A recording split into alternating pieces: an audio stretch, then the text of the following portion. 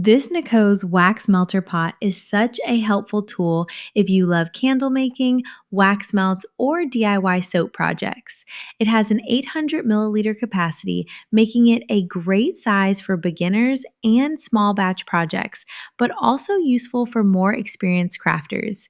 I love that it's electric, so you don't have to deal with a complicated setup. It also comes with a thermometer, which makes it easier to monitor your wax temperature, and the pouring spout helps you pour more neatly into candle jars, molds, or containers.